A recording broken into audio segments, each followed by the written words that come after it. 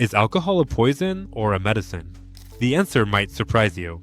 Today, I'm going to look at alcohol with complete honesty, no scare tactics, no sugarcoating. We'll talk about what it really does to your body, the surprising benefits, the hidden dangers, and at the end, I'll tell you exactly what happens in your body during the first 4 weeks after you quit. Hi, I'm Dr. Max. I'm a practicing urologist, a men's health specialist, and for over a decade I've been helping men make sense of their bodies, their health, and their choices. I've seen thousands of patients, from athletes to business leaders to grandfathers, and one thing I've learned is that health decisions are never just about the science. They're about your lifestyle, your relationships, your habits, and the trade-offs you're willing to make. Today's video is not me wagging a finger at you. I'm not here to tell you that alcohol is the devil, and I'm not here to sell you on some magical wine diet either. My goal is to lay everything on the table, the proven benefits, the real risks, and the facts you might not have heard, so you can make an informed decision for yourself. Whether that means you keep drinking, drink less, or stop altogether, that's your call. My job is to give you the clearest picture possible, without the scare tactics, without the marketing spin. At the end of the day, your health isn't about being perfect. It's about understanding your choices and owning them. If we take a step back in history, alcohol has been part of human performance rituals for centuries. In ancient Greece, athletes would drink wine before competitions, convinced it helped calm their nerves and steady their focus. To them, it wasn't just a drink, it was part of the mental preparation, as much a part of the routine as warming up their muscles. Fast forward to the Middle Ages, and you'd see knights doing something similar before stepping into a duel. A gulp of wine or something stronger was believed to bring courage, take the edge off fear, and sharpen their resolve. Even today, that tradition hasn't completely disappeared. Some bodybuilders, just minutes before stepping on stage, take a small shot to ease the anxiety, loosen up, and walk out looking confident. They're not chasing drunkenness. They're using it as a quick mental tool to quiet the tension that builds before a high-pressure moment. It's a reminder that alcohol has always been more than just a beverage. Across cultures and centuries, it's been tied to moments of courage, social connection, and confidence. But the question for us today is, when does that little boost cross the line into something that hurts more than it helps? Here's a number that should make you pause for a moment. 5% of all male deaths in the world are linked to alcohol. Now, 5% might not sound huge until you remember that we're talking about millions of men. And when you zoom in on the age group between 15 and 49, that number doubles. 10% of deaths in that prime of life window are connected to alcohol. And this isn't just about people drinking themselves to death in one night. It's much more common and far more insidious than that. We're talking about strokes, heart attacks, and blood clots that happen years earlier than they should. We're talking about type 2 diabetes being made worse, high blood pressure creeping higher, and livers slowly failing under constant strain. These are what we call lifestyle diseases, the ones you don't feel until they've been building quietly for years. And for a lot of men, alcohol is one of the silent accelerators. It doesn't just sit in your glass, it sits in your blood, your arteries, your metabolism. And over time, it stacks the odds against you. The sobering truth is this: every drink you take is part of the bigger picture of how your body will age, how your heart will hold up, and how long you'll stay strong. The question isn't just, do I drink? It's, how much is this quietly shaving off my future?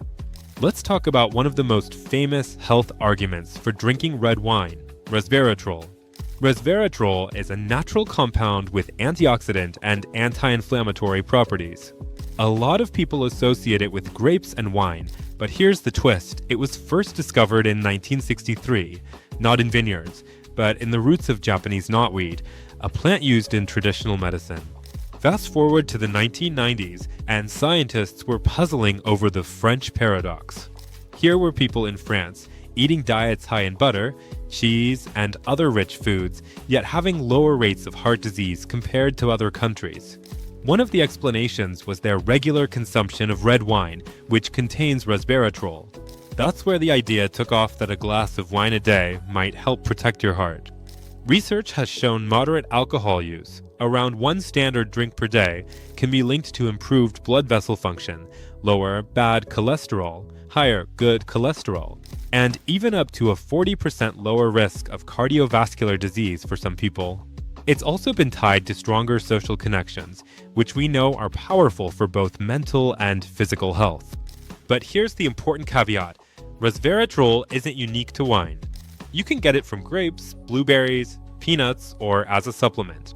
And the same heart protective effects linked to moderate drinking can also come from regular exercise, eating nutrient-rich foods, and including healthy fats like omega-3s in your diet without the downsides of alcohol. So if you enjoy a glass of red, that's your choice. But you don't need alcohol to get the benefits people often credit it for. The real secret isn't in the bottle, it's in the overall lifestyle. Here's where the conversation gets serious. Alcohol isn't just about hangovers or liver health. It's directly linked to at least 7 types of cancer. That includes cancers of the mouth, throat, esophagus, liver, larynx, colon, and breast. And this risk isn't limited to heavy drinkers. Even small amounts can contribute over time. For men, alcohol can also quietly sabotage hormones. Low doses are enough to reduce testosterone production. That drop might be small if you drink occasionally, but with heavy drinking, like binge episodes or daily high intake, the decline can be sharp and long-lasting. For anyone trying to maintain energy, muscle mass, or sexual health, that's a big deal. It doesn't stop there. Alcohol has a well-documented impact on mental health, raising the risk of depression, anxiety disorders, and dependence. What might start as a mood booster in the short term can actually lower your baseline mood and resilience in the long run. If you're into sports or fitness, here's another hidden cost. Just 1 hour after drinking, your protein synthesis, the process your body uses to repair and build muscle, drops by about 23%. That means your hard work in the gym is literally less effective if alcohol is in the mix. And when alcohol and smoking meet, the risks multiply, not just add up. For example, heavy drinkers who also smoke more than 15 cigarettes a day face up to a 150 times higher risk of esophageal cancer compared to non-drinkers, non-smokers. That's not just a statistic, that's a warning sign with flashing lights. So while a single drink might seem harmless, the cumulative effects, especially alongside other habits, can shape your long-term health in ways many people underestimate. Here's what happens when you stop drinking, step by step. In the first 12 to 24 hours, your immune system begins its recovery. Alcohol suppresses immune function, so within a day, your body starts repairing its defenses. By day 1 or 2, some people experience withdrawal symptoms, anything from hand tremors and sweating to anxiety or even trouble sleeping. This is your nervous system recalibrating after being slowed down by alcohol. Between days 3 and 5, stress hormones like cortisol begin to normalize. Blood pressure often drops to healthier levels, and your appetite starts to regulate itself. Many notice they naturally eat less and crave healthier foods. By the end of the first week, hydration levels return. Alcohol blocks the hormone that helps your body retain water, so quitting allows your skin to rehydrate. Faces often look fresher, less puffy, and noticeably younger. In weeks 2 to 3, your nervous system begins deeper repair, reaction times improve, and sleep becomes more restorative. Your kidneys also work more efficiently, filtering waste without the extra strain from alcohol's toxic byproducts. By week 4, your liver enters a regeneration phase, producing new healthy tissue to replace damaged cells. Unless there's significant fibrosis or scarring, this process can dramatically improve liver function and overall energy levels. Each of these milestones is your body saying thank you for giving it the break it's been asking for. Social and cultural pressure plays a huge role in why so many people keep drinking, even when they know the risks. In some professions, alcohol is practically part of the job description. Business deals over wine, networking at cocktail hours, or unwinding with colleagues at the bar. Saying no can feel like breaking an unspoken rule. Family habits add another layer. If you grew up in a household where drinking was part of every celebration, holiday, or even daily dinner, it becomes tied to a sense of normalcy.